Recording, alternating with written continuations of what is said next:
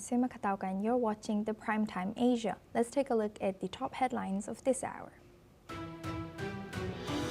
US President Donald Trump and Chinese President Xi Jinping have agreed in Busan to cut US tariffs on China from 57% to 47% in exchange for Beijing's actions on the fentanyl trade and pause on rare earth export curbs.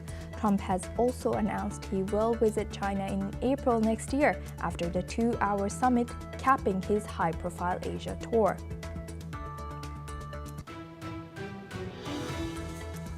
South Korean President Lee Jae-myung and Japanese Prime Minister Sanai Takaichi has vowed to strengthen bilateral ties amid global trade challenges during their summit at the Asia-Pacific Economic Cooperation meetings, as President Lee has emphasized that Seoul and Tokyo share common interests and must deepen cooperation in the current economic climate.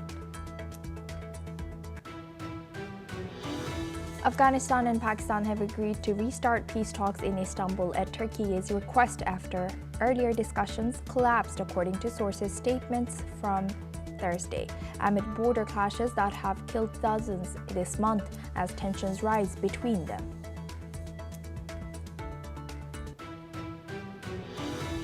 Indian Foreign Ministry has stated on Thursday that several Indian companies have been granted licenses to import rare earth magnets from China.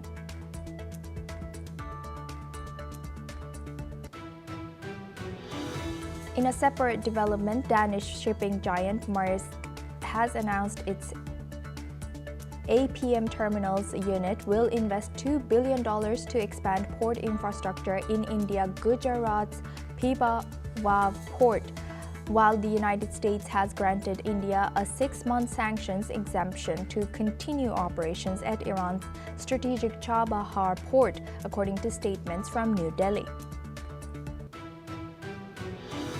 Lebanese President Joseph Aoun ordered the army to confront any Israeli incursion in the country's south after an Israeli raid killed a municipal worker. Aoun has said that the military must defend Lebanese territory and protect civilians, according to a statement from the presidency in Beirut. Hurricane Melissa has killed more than 30 people, while Haiti has recorded the highest number of deaths so far. The death toll may rise in Jamaica and Cuba as well.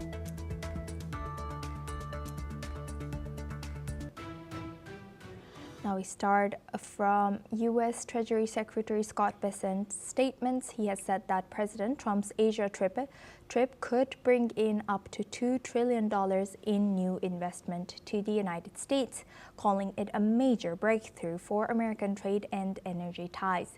Speaking after talks with Chinese President Xi Jinping, Bessent has confirmed Beijing has agreed to buy at least 12 million metric tons of U.S. soybeans annually for the next 3 years, with other countries set to purchase another 19 million tons. He has also revealed progress on a TikTok transfer deal finalized in Kuala Lumpur and said China's Xi had personally expressed interest in a U.S. pipeline project in Alaska. Bessent has added that Washington will suspend technology export restrictions for 1 year in exchange for China pausing rare earth exports. He has stated the mood between Trump and Xi was one of great respect, even as the U.S. grapples with an ongoing government shutdown that's now starting to hit the economy. Now for this discussion, we welcome Peter Cardillo. He's a chief market economist at Spartan Capital Securities, joins us live from New York. Thank you very much, Peter, for joining us again. Good to see you. Peter, Thank you. Peter, now looking at President Trump's Asia trip, what do you think were the highlights and how do you think it could benefit American economy? Well, I think the fact that, basically there's been a truce declared here. This is somewhat of a breakthrough, but of course there's no final trade deals. But it is good news, and it's good for the economy. It's good for the markets because it basically indicates that eventually there will be a trade deal. Now, for 1 year, the export curbs that were imposed on by China on rare materials has been extended for a year, so that's good news. And the fact that um, other issues were brought up, such as TikTok, which seems now that also is moving along, but of course there weren't any major great details given, but Secretary Benson did allude to the fact that they have a go-ahead. Uh, and all of this means that, it's going to still take time, but at least the tensions that we saw over the past few months will likely ease. In fact, Trump has cut down, um, has cut China's tariffs, uh, and so this is a good news for China and good news for us. Um, and that means that perhaps we'll see more of Chinese buying of farm products, in particular soybeans. So it's on the surface good news. Does it mean that it's a total victory? No, absolutely not. But it's a truce and a step in the right direction. And how might the temporary suspension of technology export restrictions affect the long-term balance of trade between US and China?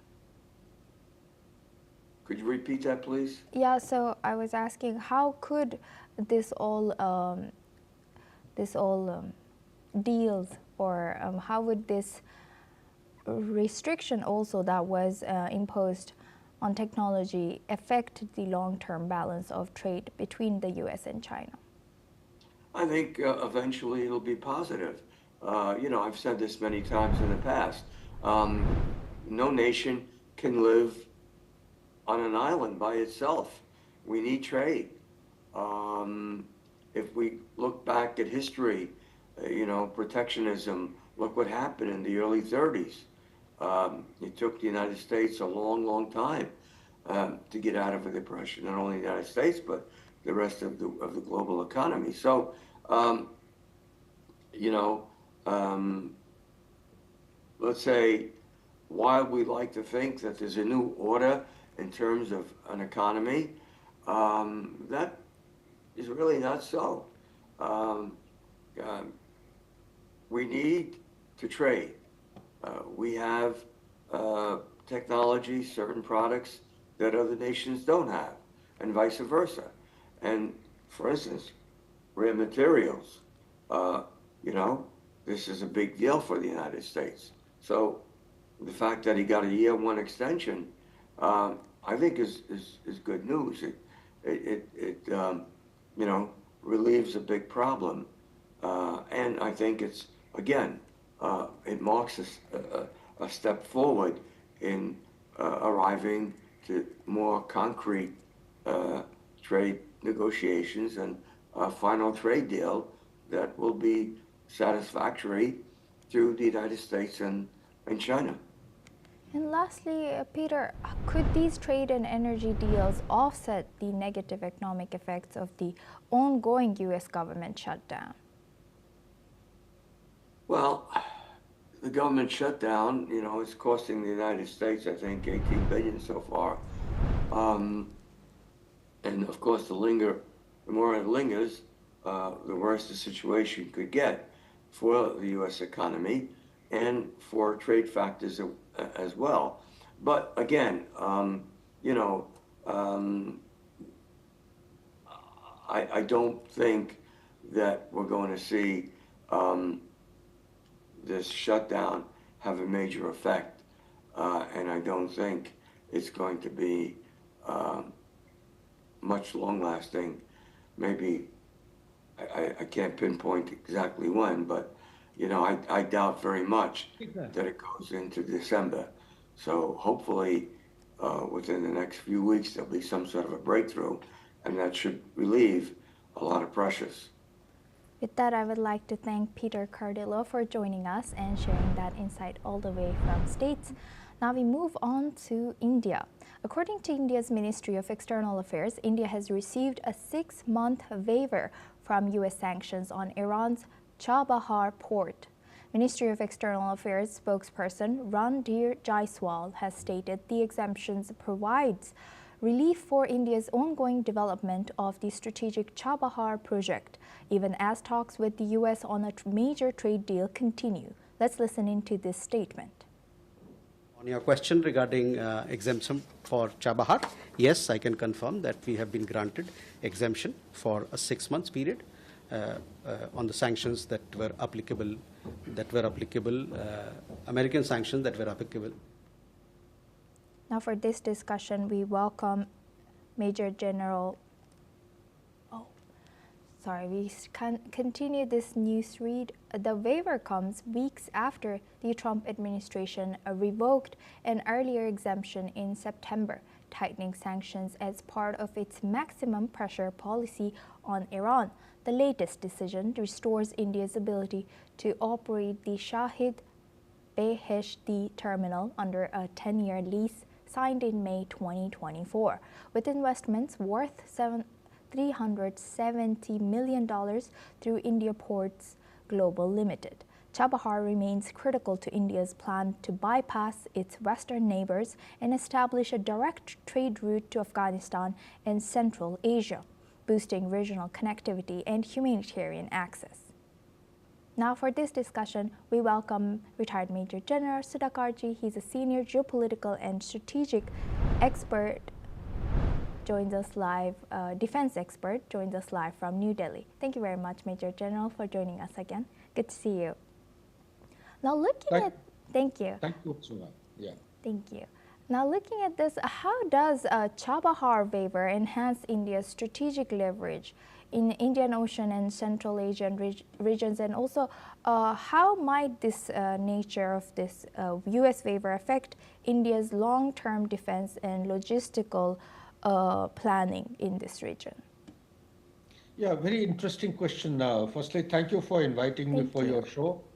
And Chabahar, as we know, you have given in your preamble that this is a strategic entry and exit point bypassing Pakistan, the western neighbor of India, and to have access through Afghanistan, then going right up to Central Asian Republic, as also gives an access to north-south corridor, north-south multimodal transportation corridor, which is 7,200 kilometers long and passes through it's more than 12 countries.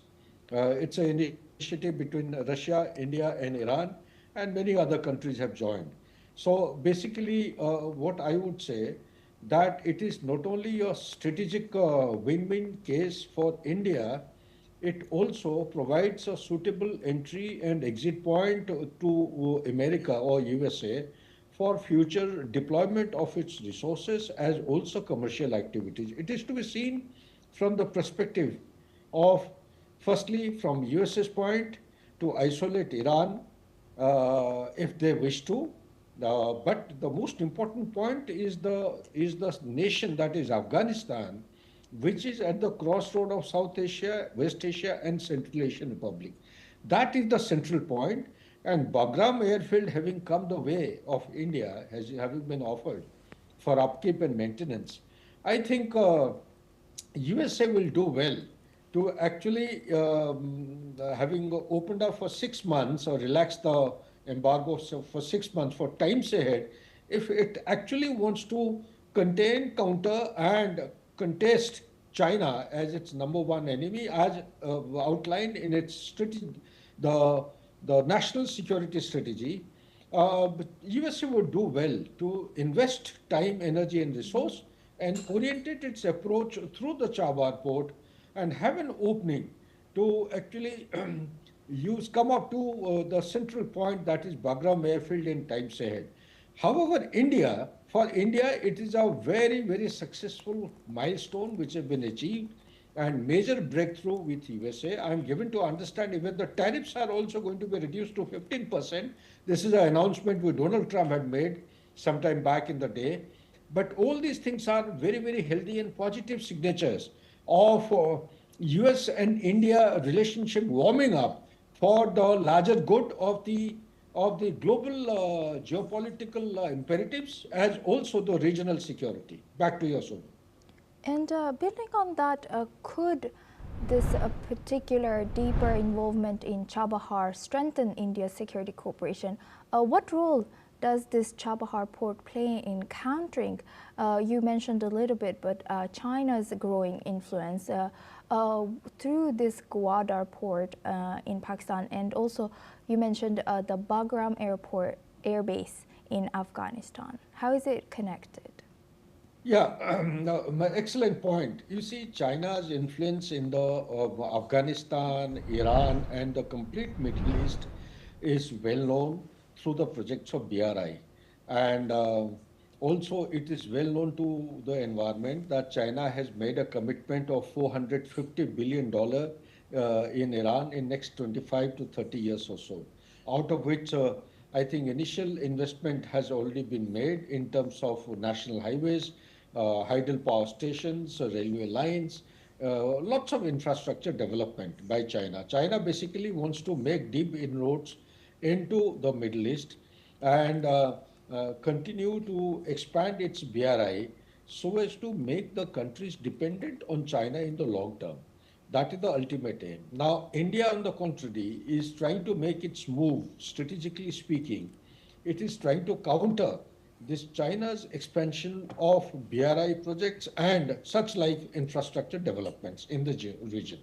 So while China is also investing time and resources in Gwadar, Gwadar is not very far off Chabahar, it is in Pakistan.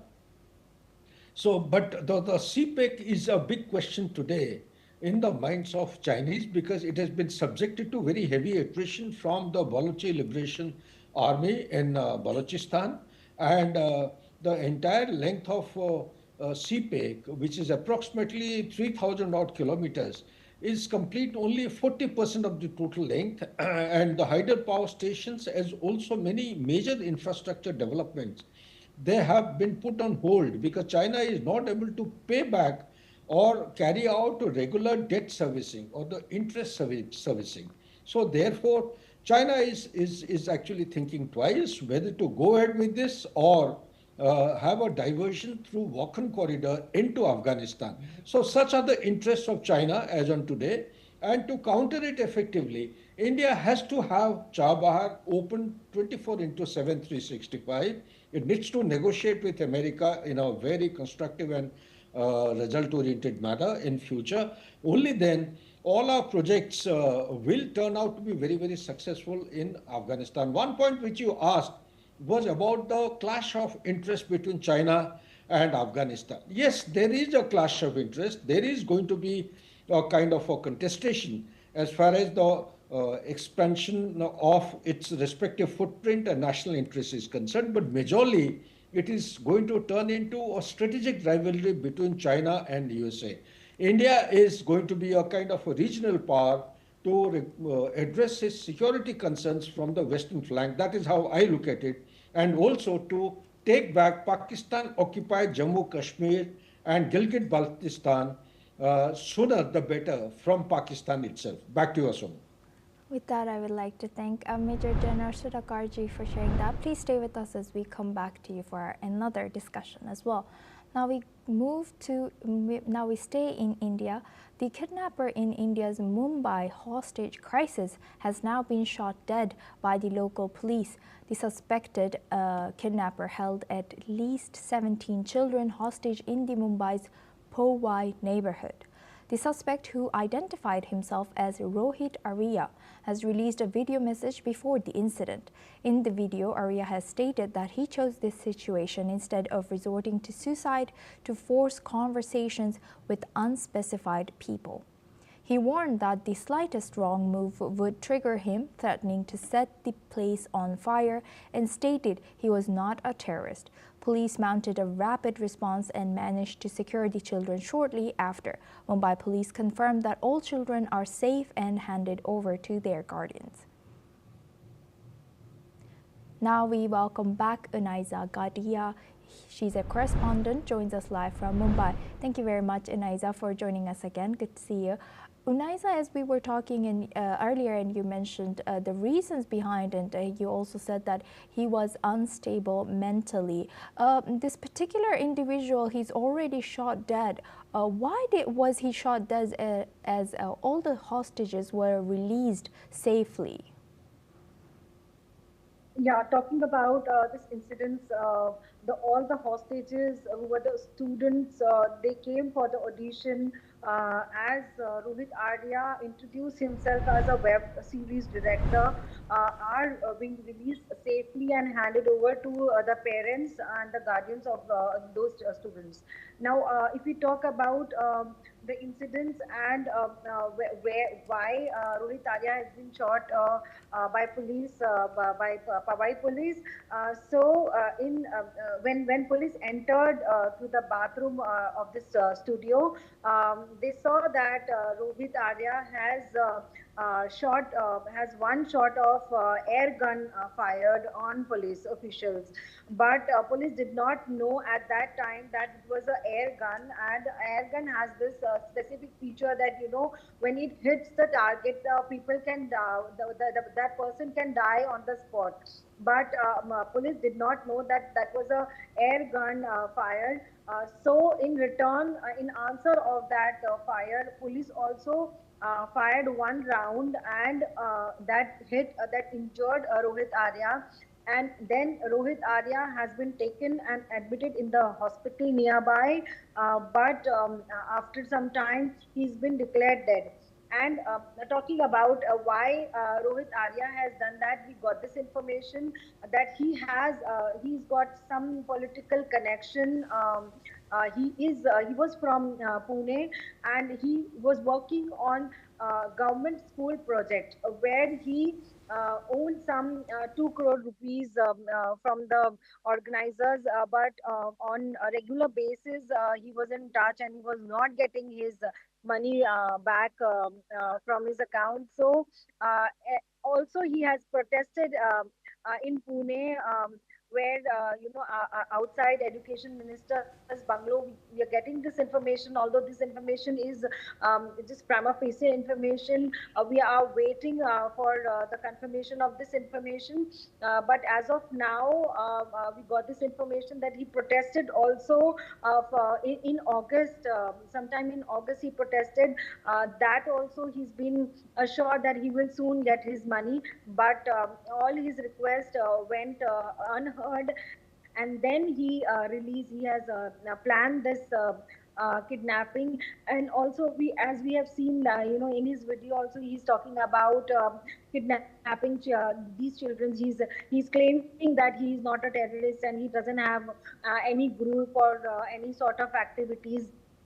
Although police is investigating this case thoroughly, whether he's got some previous records, criminal records, or he has done the treatment for his mentally unstable instability. But as of now, the police is taking utmost care of giving Unaisa, any sort of yes, information to. yes. Unaisa, unfortunately, we are running out of the time for that discussion, but thank you very much, Unaisa Gadia, for joining us as a correspondent from Mumbai and sharing that insight. Now we stay in India. India is planning to repatriate around 500 of its nationals who fled from a scam center in Myanmar following a military raid. Thai Prime Minister Anutin Charnvirakul has confirmed that the Indian government would send a plane to bring back the victims who have been stranded in Thailand's Mae Sot border town. The Myanmar military's operations against the KK Park cybercrime compound have forced over 1,500 people from 28 countries to flee to Mae Sot.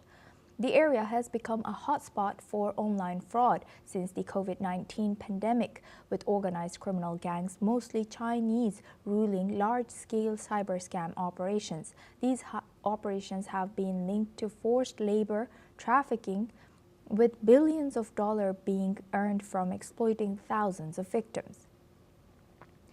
The Indian government is coordinating with Thai authorities to complete the necessary legal procedures and expedite the repatriation quickly. Now we move on to our next news. Pakistan and Afghanistan have agreed to resume talks in Istanbul at the request of mediator Turkey after earlier rounds between Islamabad and Kabul failed to resolve spiraling tensions between the neighbors that have exploded into military clashes in recent weeks. According to reports, the two countries have agreed to resume their talks, which had ended earlier this week after the intervention of host Turkey and mediator Qatar. As per reports, a Pakistani security official has stated that Islamabad will press its central demand at the talks seeking an action against militants using Afghanistan's territory as a safe haven and to plan attacks on Pakistani soil, according to Pakistan. Now, for this discussion, we welcome back retired Major General Sudhakarji. He's a senior geopolitical and strategic defense expert, joins us live from New Delhi. Thank you very much, Major General, for staying with us.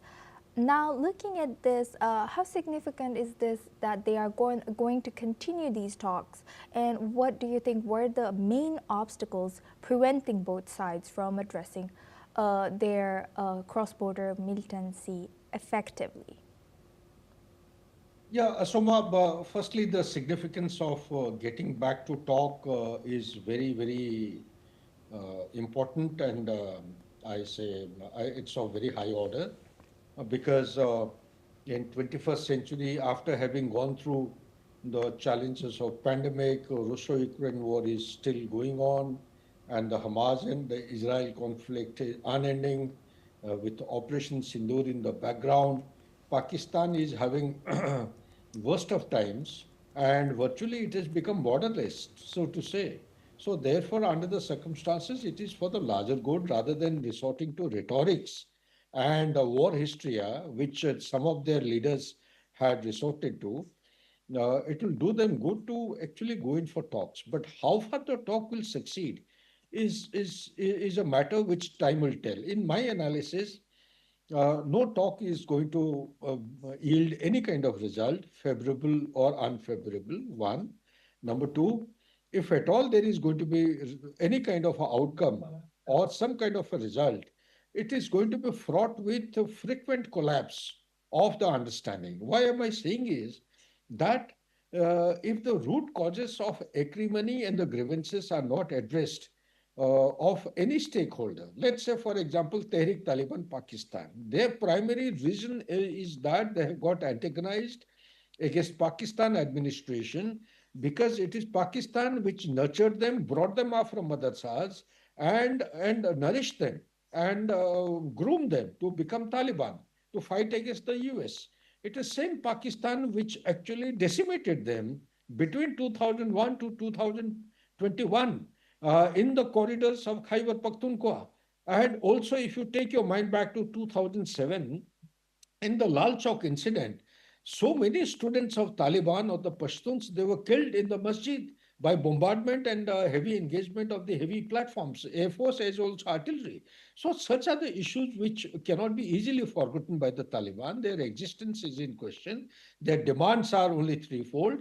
The Durand line should be lifted. There is no boundary. It has got no legal sanctity. Number two, Sharia law should be applied and implemented all over Pakistan. And third is they do not trust and respect the administration, Pakistani administration. They want to have the parallel government. They've successfully implemented in Khyber Pakhtunkhwa, going by the open source intelligence and the report, and they want to spread it to elsewhere in Pakistan in other 3 or 4 provinces. So these are the demands. Whether it will actually bring them to some kind of a negotiation or not, but the primary issue in your question actually were pointing towards what are the stumbling blocks that actually led them to collapse of the talks and which are the potential challenges for longevity of any kind of understanding. The stumbling blocks as of today is that the American drones will be allowed to fly over Afghanistan for any kind of task, could be military, could be non-military, from the flying bases which are existing in Pakistan. That is number one. And number two, ISIS Khorasan, which is a global terrorist organization, should not be allowed to operate from the soil, from the land of Afghanistan. These are two issues because of which the talks had collapsed based on a telephone call which came from Pakistan. It went to Istanbul. Otherwise, I think both the parties, they had come to some kind of an understanding mutually, resorting to give and take. And if they can actually take recourse to those kind of understanding, then perhaps it will take them to a very fruitful and positive outcome. Yes. Afghanistan, as on today, does not want any conflict with anyone. They want to focus on the socio-economic development of the country. Pakistan is in a quandary. It doesn't know which side to look and which side to go. Back to you, Aswini. That is very interesting. Always great learning from you, Major General Sudhakarji. Thank you for joining us and sharing that insight.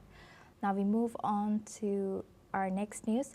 The Pentagon's chief U.S. Defense Secretary Pete Hegseth has arrived in Kuala Lumpur to attend the 12th ASEAN Defense Ministers meeting, where he will hold bilateral talks with ASEAN counterparts ahead of his departure for Hanoi on November 2nd. Meanwhile, Chinese Defense Minister Dong Jun is set to participate in the ASEAN Defense Ministers meeting plus and the China-ASEAN Defense Ministers informal meeting. Dong will deliver key speeches on the history of the ADMM Plus and future China-ASEAN defense cooperation. In a significant development, Indian Defense Minister Rajnath Singh is expected to meet U.S. Secretary Hegseth during the ASEAN defense talks. This will mark their first in-person meeting following a telephonic conversation earlier this year, aimed at bolstering India-U.S. defense ties. And that's a wrap on